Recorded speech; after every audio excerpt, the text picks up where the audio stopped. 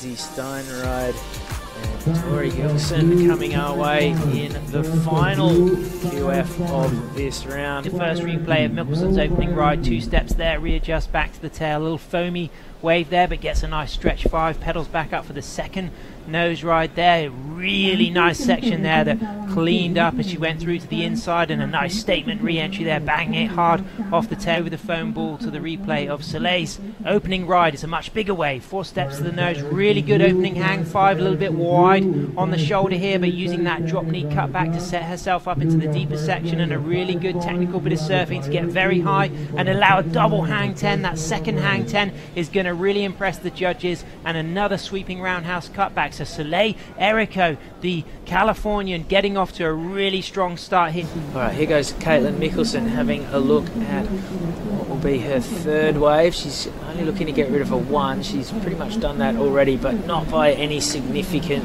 amount. So priority will remain with Soleil S.Errico.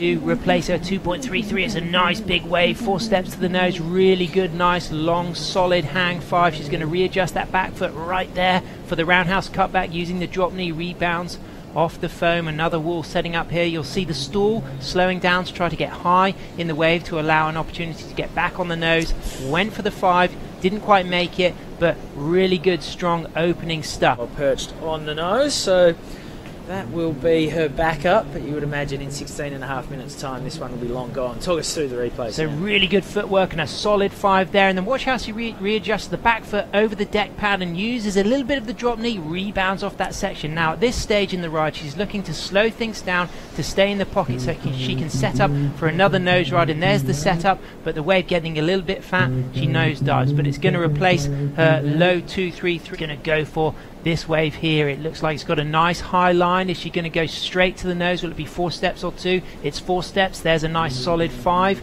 She's a little bit behind the section here. Can she find room to get back out on the open face? It doesn't look like she can. So unfortunately Caitlin Mickelson will not chip away at that opportunity to book her spot in the third semi-final here at the World Longboard Championships. There's 10 minutes and 15 seconds remaining on the clock. It's Soleil still in the lead and with priority. Chris decides not to scramble for it, but Caitlin Mickelson is definitely going to give this one a go, looking for an excellent 8.83 to move into first position. Solid footwork up to the nose there and a really good critical hang 10, and again more footwork and a big powerful re-entry here. Will she get some open space on the left here? A second re-entry. She might get a little reform on this left. Can she get back up to the nose? Is there another section here to do something? She gets the smooth kick out. It might replace her 5.0, certainly better than her 2.33. Right, sort of closes out, and all of a sudden there's a little reform left that runs back into the beach.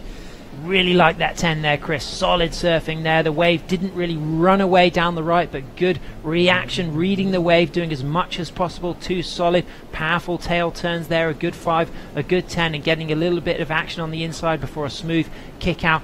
Will it replace that 5.0? It might well do. It'll certainly be better than the 2.33. These bigger sets can break a lot further out, and she's pounced on this opportunity. She'd love to get rid of the 5 and really put this one beyond doubt.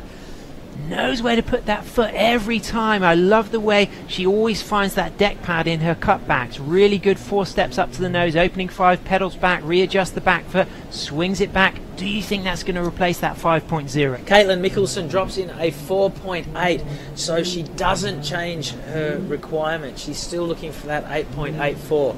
So obviously massively improves her total, but doesn't change the requirement. What's Soleil going to do here? Can she get rid of the 5? Getting in her space, getting nice and close. So Soleil's perhaps going to use this opportunity to really get near her, but Caitlin scrambling this wave. It looks like a smaller wave, but will it steepen up on the shallow cobbles here? She fades into it, sets herself up. Is she going to get the opportunity to get the nose ride? Takes the wobble there, but keeps in control, gets the 5. She's going to get up for the second stretch 5 there. Not such a critical opportunity for a nose ride, but big, powerful off the bottom turn here to reconnect with that open face and moving into a cutback and using the footwork to keep the board trimming. I don't think it's going to be the excellent 8.83 she's looking for, but she gave that everything. Yep, so 1:10 to go. She's thrashing to see if she can't get out. Tori Gilson, her fellow California Californians here competing at the World Longboard Championships, and it looks very much like Soleil Errico, the 17-year-old senior high school student from the Grosser Learning Center in Pacific Palisades, is going to book her place a spot in the semi-finals of the Women's World Longboard Championships here at Jinzhou Harbor, Taichung, Taiwan. Congratulations, Soleil. Chris, wow, that's a huge result thus far for Soleil. Is she the dark horse to win this world title?